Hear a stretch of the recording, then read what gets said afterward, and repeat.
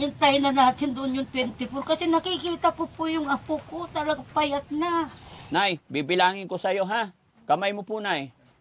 Ha? Opo. 1, 2, 3, 4, 6, 8, 10, 12, 14, 16, 18, 20, 22, 24, 25,000 yan, Nay. Bibilangin ko rin to, Nay, ha?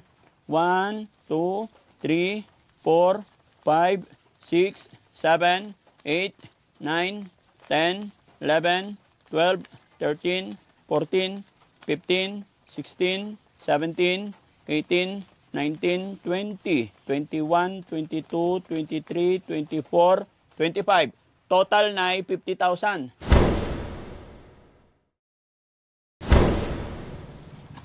Dadaan yata sila, paunahin na natin. Sige po. Hello po.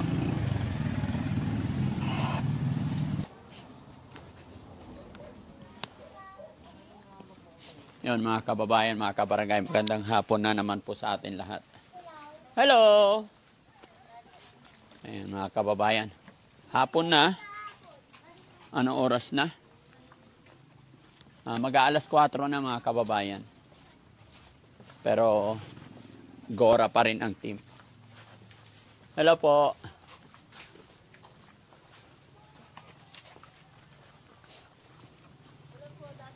Hello po. Hello po. May dalan kami. Thank you. Sanggala. Kahit pagod na pag sinasabing gwapo si Daddy Frankie, nawawala yung pagod. Hello po. Okay lang po.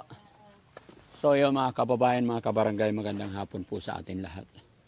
So ang oras mga kababayan is 3:30 na po ng hapon. At eto, kung maalala nyo mga kababayan, yung unang upload namin about kay Hazel, na nakita ng Team Daddy Frankie or nakita ko mismo. At alam ko napanood nyo na rin.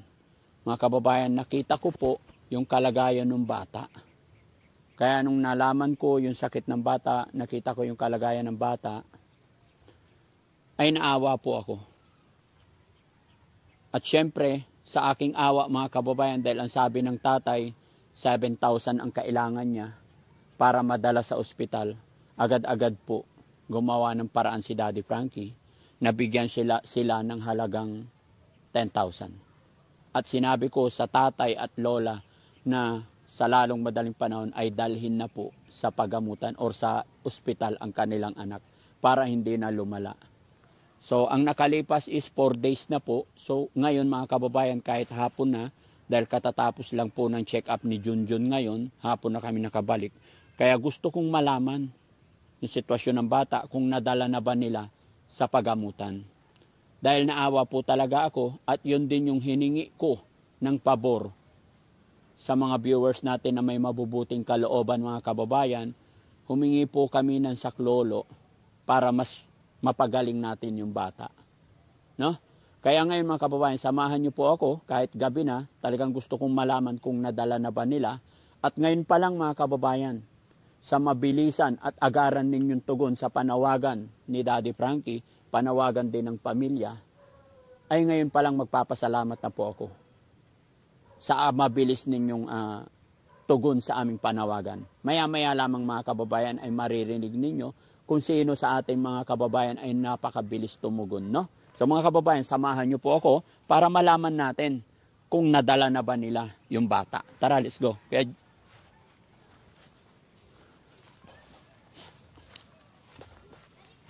hello? Saan yun? Dito yun? Hindi ko na matandaan. Saan yun? Hindi mo rin alam? Kanan. Hello po.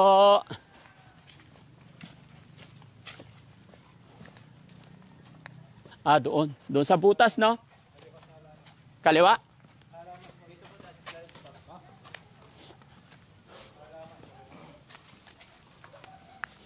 Halaman, kaliwa. Oh, dito. Oo, basa yun. Mahirap kasama ang senyor, mabasa ang bumbunan. Oo, malakas eh. Ayan, dito na ito. Oo, dito daw. Tapos, ay, nandito sila. Lola, magandang hapon. Magandang tanghali po. Pwede ba kami pumasok? Pwede po. Kumusta kayo? Tara, pasok tayo, guys. Ito po yung upuan nyo. Upo muna po kayo. Sige, Lola, okay lang. Kasi masikip. Kumusta si Hazel? Mabuti naman po. Ganyan po siya. Mabuti na po siya? Hindi naman po. Hindi siya? Asaan ang tatay? Ayun po.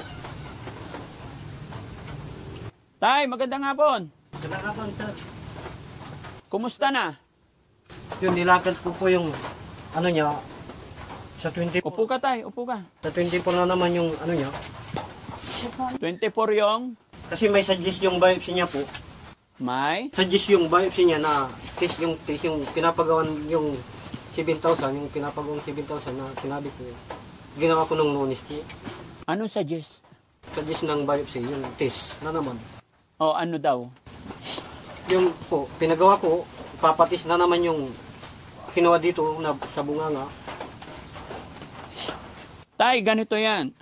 Nung nagpunta ako dito, sabi mo sa akin, kailangan ng 7,000 para magawa na yung test. At pag nagawa yung test, pwede nang dalhin sa ospital.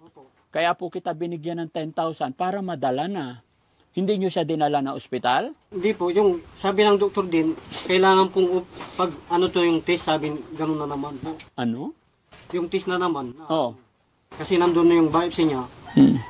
So, pag alis namin, nagpunta ka na ospital. Opo.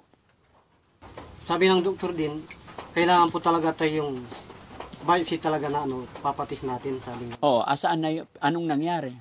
Pinatis ko na din po, sabi nung ano po, 24, bali sa 24 makuha yung resulta po. Bakit ganun? Matagal nga po kasi sabi ko na sa doktor, O, sa 24, anong petsa pa lang ngayon? 4 pa lang. 4. Sabi ko po, malaki na yung bukol niya. Oh. Kailangan daw, sabi ng doktor na yung resulta ng... Oo, pero dapat nasa ospital na yung anak nyo. Kasi hindi makahinga, di ba? Ikaw lang pumunta. Hindi mo dinala yung bata. Hindi po. Sabi mo sa akin nung humingi ka ng pera. Sasabihin ko din na, sabi ko sa doktor, dadaling ko po yung bata dito. Sabi.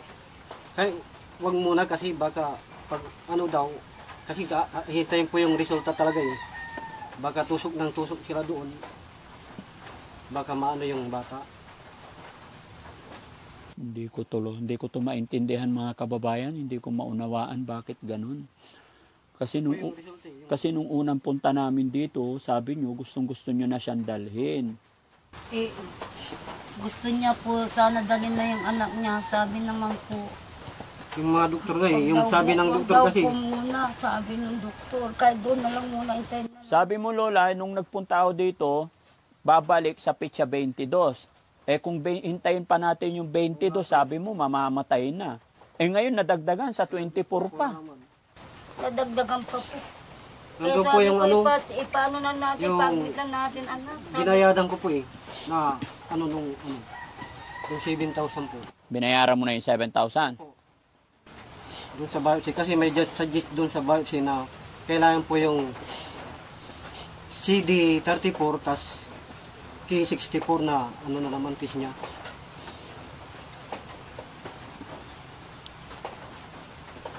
Kaya yun ang pinabayad sa akin sa Ken, paano to? Hindi ko to maintindihan kasi ang gusto talaga sana yung bata madala sa ospital para mas mabilis yung mga eksamin. gusto po sana. Oo nga eh, sana para ano po doon. Para ma-admit na naman po sana siya. Hintay na namin Marami sa pong ospital ng pinapagawa sa 24 sana po.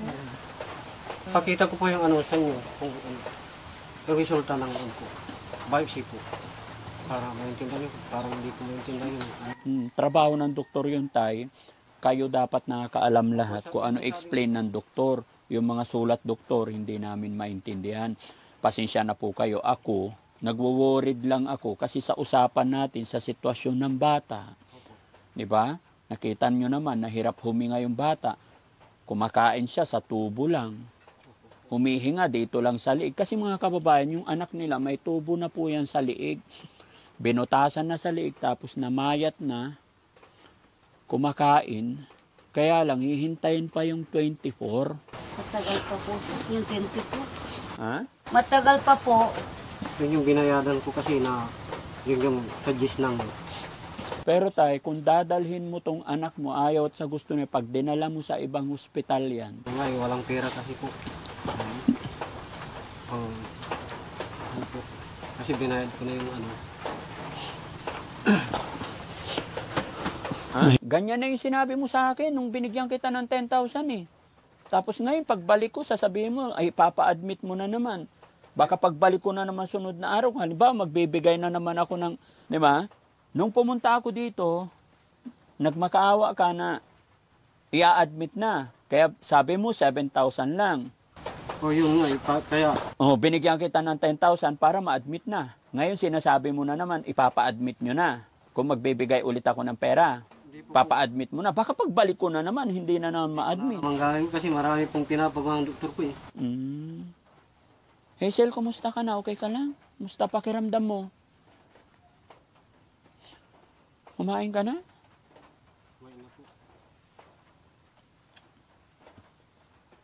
Sabi ng doktor kasi yung ano eh, yung kailangan po talaga ng ano yung suggest ng biopsy. Bata, hindi pwedeng masunod ang bata.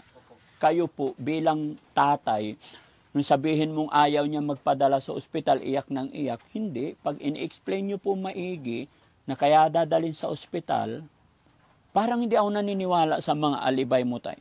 Nung unang punta namin dito, kailangan lang ng 7,000, ipapa-admit nyo. Ngayon, sinasabi mo na naman sa akin na pag may pera, bukas i-admit nyo na. Tapos nung kinausap kita ulit ngayon, sabihin mo ayaw niya kasi umiiyak. Tay, hindi po yung bata ang masusunod. Ikaw ang padre de pamilya, ikaw ang manindigan. Dapat mayroon kang batas na masusunod. Ipapaliwanag mo lang sa anak mo na kailangan natin mag-sacrifice sa ospital. Bakit mo sinasabing iiyak ng iyak na naman? Ano ba talaga ang totoo? Tay, magsabi ka ng totoo sa akin, ano yung problema? Bakit hindi nyo siya dinadala sa ospital? Ano ba ang talaga ang sinabi ng doktor? Yung nga po, sir, yung sinabi ko. Yun, Bakit pa iba-iba po yung Hindi kailangan- inaalibay mo sa amin? hindi kailangan po talagang pagawa yun. Yung 7,000 na Bye. biopsy po. O, inabigay mo na yung 7,000 ka mo. Pero sa iba yung na lugar, yung sa high precision, kaya binayaran. Lola, ano po ba talaga? Hindi sa ospital po yun. Ha? Wala sila ng yung ano yung T34 tas yung T677 po. Saang ospital nyo ba dinadala? Sa region 1 po. Paloy pa dyan, may resibo. Hindi na tayo, hindi yun. Kasi hindi rin namin maintindihan yung nakasulat sa doktor. Kung ano man yung result, maintindihan natin yun pag ini-explain ng doktor. Kahit ipakita mo sa amin yun. I-explain ko din para ano, kasi nga ano na ako, nahihilo na talaga. Hindi ko na. Sabi ko po sa kanya, ikumpay na natin si Isid, sabi ko po. Oh, bakit din? Para kahit na yung 24, maintintayin namin, nandun siya para alam ng mga doktor na kalagayan niya. Ang sabi naman ng apo ko, nanay, nandun na naman ako, alagyan na naman ako ng swero, sabi niya. Mahirapan na naman po ako, sabi niya. Sabi ko naman po, hindi bali para lumakas ka kung nasa ospital ka. Maigip pa yun nandun ka para naasikaso ka, sabi ko rin po sa kanya. Ang gusto niya po, hintay na yung 24 para dire-diretso na siya doon na i-confine. Kumari po, sabi ko, hanggang sa 24, yung ano po, hintay na po namin doon, yung 24, na nandun siya para masikasyo po siya ng doktor. Ayaw niya po. Sabi ko, sige na, naawa na ako sa iyo. Sabi ko gano'n. Awa ko na, payat Kasi na hindi pa payat. operang kasi ito pag wala yung pundo. Ay, 24 pa po Yung makikita yung biopsy niya. resulta ng test sa biopsy. Sabi ko, Sabi ng doktor nung pumunta po ako, kailangan talaga yun para ma-operan siya. Kaya yung ginawa ko ng 24 pala yung na naman yung resulta po. akala ko po, nung Kala ko dadali na siya kukunin ko yun. kaagad. agad-agad, yung parang may para naman. Yung araw na hintay na naman. Akala ko, yung pinapakuha ng doktor, Parang hinihintay lang mamatay yung pasyente, pinapatagal eh. Ganyan na yung sitwasyon ng pasyente, tapos sa 24 pa. Kaya tayo, mag-isip ka, mag-desisyon ka. opo, Kaya sabi ko po, i-combine na namin kahit yung 24. Oh, yun Lola.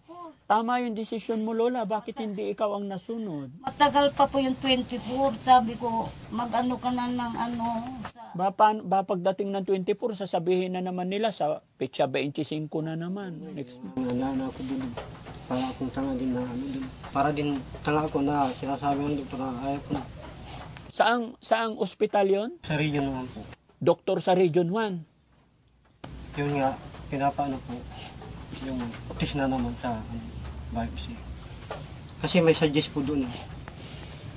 Hindi suggestion, baka request na ipapagawa. Oo, yun. Guys, tulungan nyo ako mag-isip kasi Narilito na din ako eh.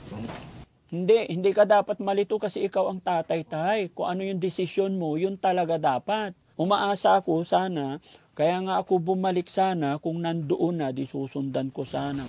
Bukas po, iano na namin. Sabi ko, magano ka Kahit ng ambulansya. hintayin na namin natin yung niya. Mag-request ka na Dapat. ambulansya. Gawin na natin bukas. Doon na natin hintayin, sabi ko po sa kanya. Kailan pa po namin hihintayin, Daddy Frankie, kung yung 24. Tagal pa po nun. Sabi ko, mamaya, yung apo ko mahina na. Maintay pa po namin yung 24. Sabi ko, iano na natin sa ospital. Kahit na doon na natin tayo 24 para yung anak mo masikaso ng doktor. Sabi ko kaya sabi ko po sa kanya kanina, ay anak, mag-ano ka ng ambulansya bukas, tadadali na natin siya bukas ng umaga, para masikaso siya doon, kahit na hindi siya masisikaso ng mga doktor, sabi ko po. Hintayin na natin doon yung 24 kasi nakikita ko po yung apo ko, talagang payat na.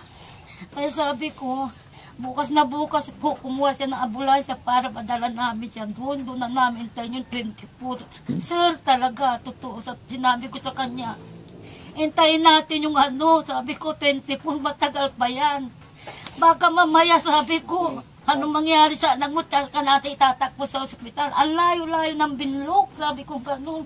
Baka mamaya sa daan mamatay na yung anak mo, sabi ko kung sa kanya. Yun po ang gusto ko talaga. Lola, dapat yung sinasabi mo sa akin, Lola, yun ang sabihin mo doon sa mga doktor. Kasi hindi po biro-biro yung pinagdadaanan ng apo mo. Po, sir, yun po talaga gusto ko sabihin. Kung sakali man napabalikin kami dito sa bahay, hindi ko na po ibabalik muna dahil Hanggat hindi magaling. Opo, sir. Yun po talagang gusto ko. Sinabi ko na sa anak ko kaninang tanghali. Hindi ko nakikita mo yung anak kong ganyan ako. Anak, naawa na talaga ako. Sabi ko gano'n. Namamayat na talaga siya maigi. Sabi ko po. Kaya bukas na bukas, mag-request ka anak. Sigurado kaya yun, Lola, bukas dadalhin nyo na? Opo, pinare-request ko na po siya. Dadalhin namin, doon na namin sa... Kahit hindi Lola, kahit hindi ambulance, mag-arkila kayo ng motor dahil may binigay naman akong pera na karaan. Magkano lang naman? Matatagtag po doon, Hindi pwede. Hindi po pwede, kundi ambulansya po. Request po palagi yan sa bayan. Nagre-request po ako sa ambulansya. Pag check up siya. Pag check up niya po, magre-request po siya dyan sa bayan ng ambulansya. Yung po, sinasakyan namin papunta sa ospital. Check up po siya pag Bago isakay, bago dalhin. Opo. O, so ibig sabihin, serious, hindi biro-biro.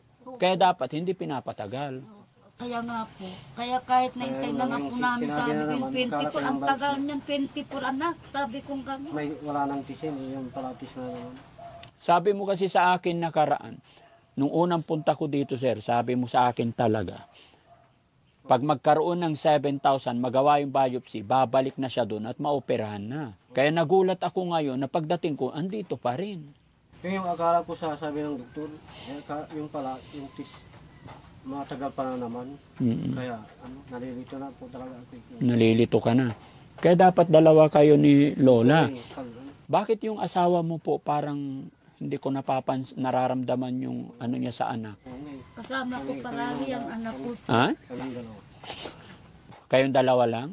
Kung siya yung Papakain po nang dyan sa ano. pero talagang makaama to, makatatay. Pero kasama din po namin yung nanay niya sa Tay, ospital. hindi na natin pag-uusapan yung makaama, makaina.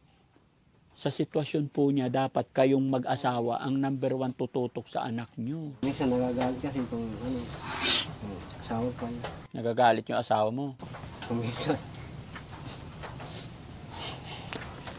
Hazel, anak, may tanong ako sa'yo. Gusto mong gumaling? Okay. Mag-pray ka lang, ha? Huwag kang mawawala ng pag-asa, ha?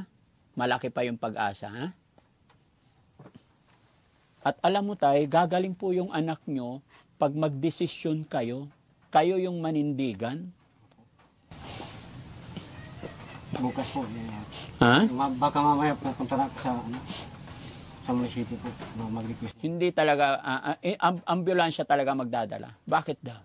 Kasi pag sa tricycle to, malayo po yung dagupan. Mayuyugay, maano to, buko niya dito. Gusto mo para siguradong madala kasi, tay, gusto ko na magalit sa'yo eh. Pero hindi na po pwede hanggat maaari. Nabibigla ako kasi usapan natin nung nagbigay ako ng pera dalhin sa ospital. Although may mga explain ka na 7,000 na gastos mo na. Okay, naintindihan na kita.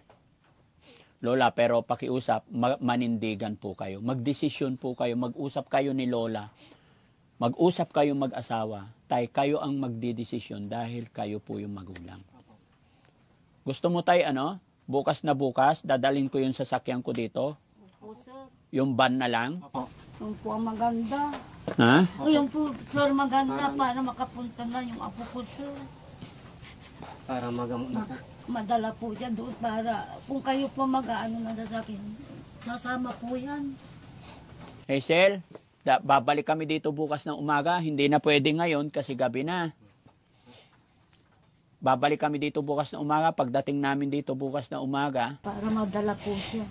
dadalhin ka namin sa ospital, ha? Pamami ka. Ang pagtusok dito, isang beses lang, pag na-dextrose ka na, okay na, hindi na masakit. As long as hindi ka malikot. Ha? Parang may Para silip na puso makasakit din yung po siya. puro maga nung una siya. Puro maga. Masakit na iyak ng iyak. Kaya yun. Kaya inaano ko palang. Bakit paano namamaga? Pag namamaga tayo, ibig sabihin, mali yung tusok. Pag tinutusok yung anak ninyo, panunuorin ninyo. Pagka paulit-ulit, sasabihan ninyo yung nagtutusok, Madam, Dok, kung sino yung nagtutusok, pakiayos naman kasi kawawa na yung ugat ng anak ko. Or i-request mo sa doktor, Dok, bigyan nyo naman ako ng or Dok, wala bang yung expert na magtusok? Kasi kung nakita mo 1, 2, 3, hindi pa niya nakuha, ibig sabihin, nagpa-practice yun. Ang ibig ko sabihin po, sir, yung, di ba, yung dextrose po to, Oo. may gamot na tinutusok na naman dito. Ah. Yun, kaya parang dalawa yun. Kung kada paano ng gamot, doon na naman. Oo, o gamot. Bakit namamaga? Opo. Ibig sabihin, pag namamaga, baka naipit yung hose, hindi continuous yung daloy. Hindi yung daw, maabdi yung gamot talaga. Yun. Ah, okay, I got it. Maabdi. Kailangan tiisin talaga yun, Hazel, ha? Tiisin mo na. O, so bukas na bukas, pupunta tayo. Darating ako dito. Opo, sir. Nay, Para Tay, makinig po kayo. Hazel, makinig ka. Nung unang punta ko dito, naawa talaga ako sa iyo, naawa ako sa kalagayan nyo, sa sitwasyon niyo. Kaya ako nagbigay. Pangalawa, kaya po tayo nanawagan sa mga tagapanood natin. Opo, sir. No? So sa panawagan natin, naawa yung mga viewers natin. Kaya pakiusap ko tayo, manindigan ka rin para sa anak mo. Huwag ka magalit sa akin. Hindi ako nag-agal. Pasensya na po kayo sa akin. Ha? Maraming salamat po. May mga tumulong na po sa inyo. Kaya nandito kami dahil sabi ko, pag dumating ang tulong, agad-agad babalik ako. Opo.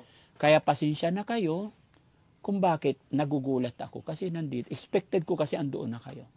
Kuya Jesse, ay Risky, patingin nga yung mga listahan ng nagpaabot. Akala ko sir, yung malakad ko na yun, Dadalhin na po. dadalhin na yung pala, matagal pa po yung ano mo. Ano naman. Magmula dito, no? Hanggang dito. Yes po. Okay. So, tay, no? Makinig ka po, ha? Gaya ng sinabi ko, pasensya na po kayo sa akin. So, ayun mga kababayan, mga kabarangay, medyo magulo po yung usapan, pasensya na po. Sa panawagan po ng pamilyang ito, lalong-lalo na kay Hazel, in-upload namin sa aming YouTube channel, ang panawagan, may mga nagpadala po, mga mabubuting kalooban nating mga kababayan. So, sa mga nakuha ni Kuya Risky at nakuha ng ating mga sa email, ay ito babasahin ko yung ating mga butihing sender, mga kababayan, para maging klaro po lahat, no? So, unang nagpadala mga kababayan is from USA. Ay, hindi nagpapabanggit to, no? From USA. Good Samaritan. Good Samaritan, buti na lang. Ayan. From USA, Good Samaritan. Nagpadala po siya ng, ayan, kabayan ng USA.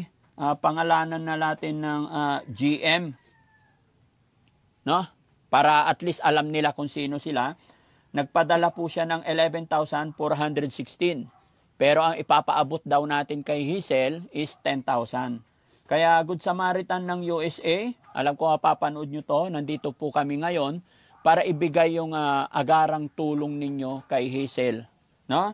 At syempre galing kay Cynthia Manyo, 1,135. Kay Leticia Valenzuela, 1,122. Evelyn Macleod, 2,000. Kay Alberto Cabaluna, 819. Rubinia Guiñez, 2,081. Maribet Gabiola, 150 pesos. Annabel Aurino, 100 pesos. From Taiwan, Kaohsiung, Taiwan, 500 pesos. Milet Pawilio, 2,000. Quincy Hulatan, 200. Mr. Jovan Falma, 500. Silly Jau, 1,000. Eprincina De Pedro, 300. Ricky Valenzuela, 1,500. Christopher Priest, 30 pesos. Lydia Lopez, 100.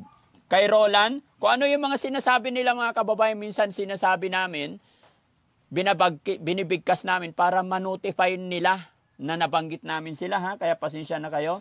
1,000 pesos kay Roland. Last na. Ha? Okay na yan. Ito kay ano to, kay Maricel to. Vlogger to si Roland. Thank you so much, Idol Roland, ha? So yun, Nay, yung mga nabanggit namin, yun yung mga nagpadala through GCash. Tay, tapos meron pang dumating dito habang nasa biyahe kami.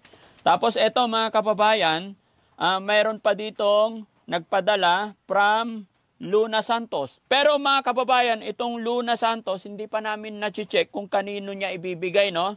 Pero GCash naman ang panawagan namin ngayon dumating, so sa Makatwid para kay Hazel yan, no? Kaya from Luna Santos ng USA, nagpadala po siya ng 5,693. And then kay Elsa Kudit ng USA din po, nagpadala rin po sila ng 3,000 pesos. No?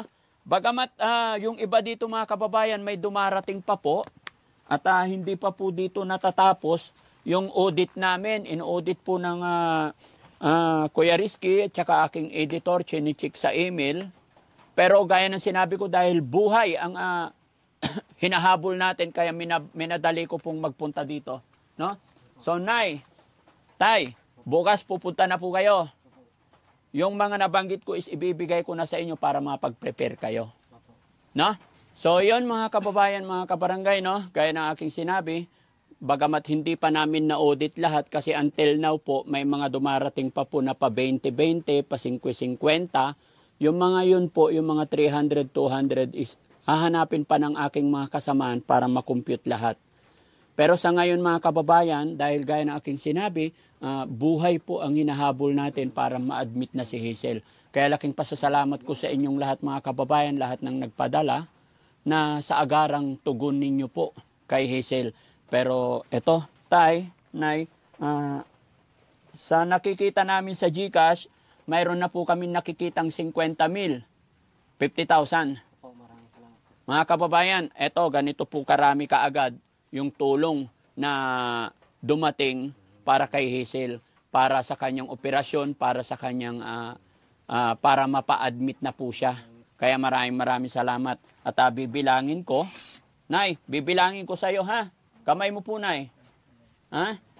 1, 2, 3, 4, 6, 8, 10, 12, 14, 16, 18, 20, 22, 24, 25,000 yan, Nay. Bibilangin ko rin to, Nay, ha? 1, 2, 3, 4, 5, 6, 7, 8, 9, 10, 11, 12, 13, 14, 15, 16, 17, 18, 19, 20, 21, 22, 23, 24, 25. Total na 50,000. Sana na madala na natin siya sa ano? Bukas po, basta may sasakyan po, gusto ko po madala ng apo. Opo, anong oras kami darating dito, Nay?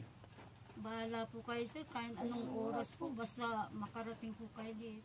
Sige, pagdating namin, nakaready na po kayo, ha? Bago mag alas 8 ng umaga, andito kami. Opo, sir. Salamat po, Daddy Frank. Tay, gaya ng sinabi ko, manindigan ka, magdesisyon ka para sa anak mo. Tay, ano pong masasabi mo sa natanggap mong blessing galing sa ating mga kababayan na naawa sa kalagayan ng iyong anak na si Hazel? Maraming salamat po sa mga tumulong po sa anak ko. Sana po pagkaano kayo ng Diyos, si God, para umaba din ang buhay niyo. Maraming salamat po.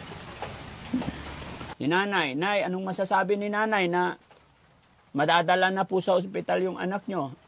Ay, apo nyo? Marami pong salamat sa mga nagbigay po sa amin tulong, yung mga malalaking puso. Malaking bagay na po itong binigay nyo sa amin para gumaling po yung apo ko.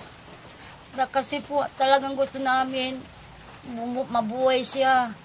Kaya kung maaari po, yung pananawagan namin, bahala na po ang Diyos sa inyo na bumalik ulit yung perang binibigay nyo sa amin. Diyos na lang po ang bahala sa inyo. Yun lang po ang ano ko. Hindi lang po yan, Lola. Hindi lang yan. Kasi mga kababayan, babalik pa rin naman kami dito bukas. Alam ko, gaya na aking sinabi kanina, meron pa. Malaking salamat po sa mga biyayang binigay sa amin, mga malalaking loob na puso. Salamat po sa kanila talaga.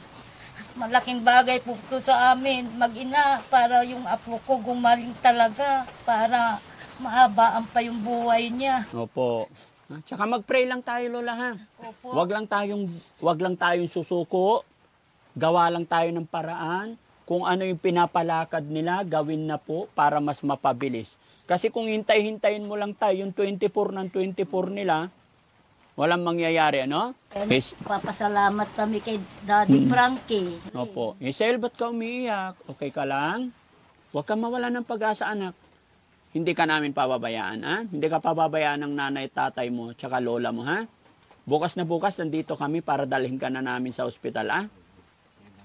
Okay? O, sige, wag ka na umiyak kasi mahirapan kang huminga. No? So, yun mga kababayan, mga kabarangay, para hindi na masyadong pagod at mapagpahinga na rin ang team. Dahil bukas na bukas po, ito ang magiging first mission namin. Dahil hindi, pahirapan nga po. Mga kababayan, muli po, pagpaumanhin at pasensya na po kayo. Talagang medyo nagkakaroon kami ng hindi pagkaunawaan ni tatay, pero wala tayong gagawin dito mga kababayan, kundi unawain lola, si tatay. Gawa lang siguro na talagang pagod na sila. Gaya ng sinabi ni tatay, hindi naman sila knowledgeable. Minsan po, kulang sa kaalaman, sorry po, no? Kaya hindi nila alam. Kaya tayo na po mismo ang magdadala, i-assist natin sila bukas para ma-admit na po si Hazel. At hanggang ngayon mga kababayan, kami pa rin ay kumakatok sa inyong puso sa mga nais pa rin magpaabot ng tulong. Lagay ko pa rin yung GCash ko dyan at muli po ako'y magpapaalala. Wala po kaming inuutusan ibang tao. Sa GCash na ilalagay ko, nakapangalan lang po Daddy Frankie Bugarin lang po. Wala pong iba. Kaya mag-ingat po kayo sa mga manloloko, mga mapagsamantala. Ginagamit nila yung mga video, picture namin para mapag-create sila or makapanlin lang sila ng mga ibang tao, no? So, yan mga kababayan, tayo, nay. Lola, aalis na po kami. Maraming salamat po, Daddy Frankie. Hulog po kayo ng langit sa amin talaga. Sigad lang po yan, ha? Wala po talaga kung kayo magawa. Kayo lang po ang hulog ng langit sa amin na nakatulong sa amin. Diyan yung mga nagbigay po dito. Yes. Marami po salamat. Yung mga malalaking puso talaga na nagbigay sa amin para maduktukan ang buhay ng aking apo. Mapagaling po namin siya. Bukas, dadalhin na po namin siya sa ano. Bukas na bukas, andito kami, Lola, ha? Opo, sir. Pagdating namin na, nakaready na kayo, ha? Tay, alis na po kami. Hazel, ha? Alis na kami. Bukas, ha? Maraming salamat po. Laban lang tayo, laban lang. Okay? Sige. Sana gumaling ka na, may pera na pang ano, pangpagamot sa iyo. Salamat sa mga nagbigay sa atin ng pera at mapapagaling ka na. Maraming salamat sa kanila, yung mga nagbigay sa awa ng Diyos at meron silang binigay sa atin. Bukas, dadaling ka na namin sa ospital para mahaba pa ang buhay mo.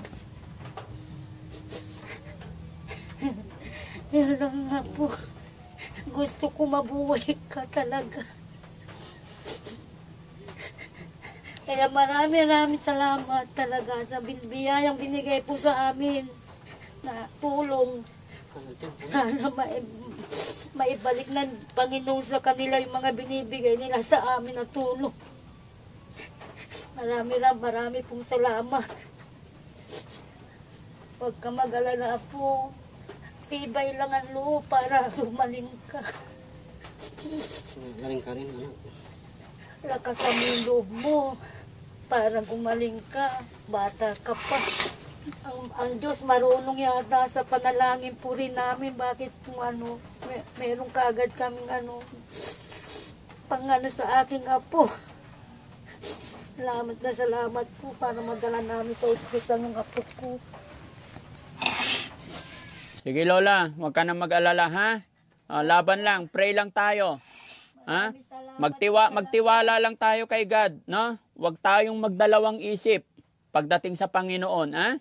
Kailangan 100% magtiwala tayo kay God. Wala na pong iba. Ano po, Lola? Sige, alis na po kami.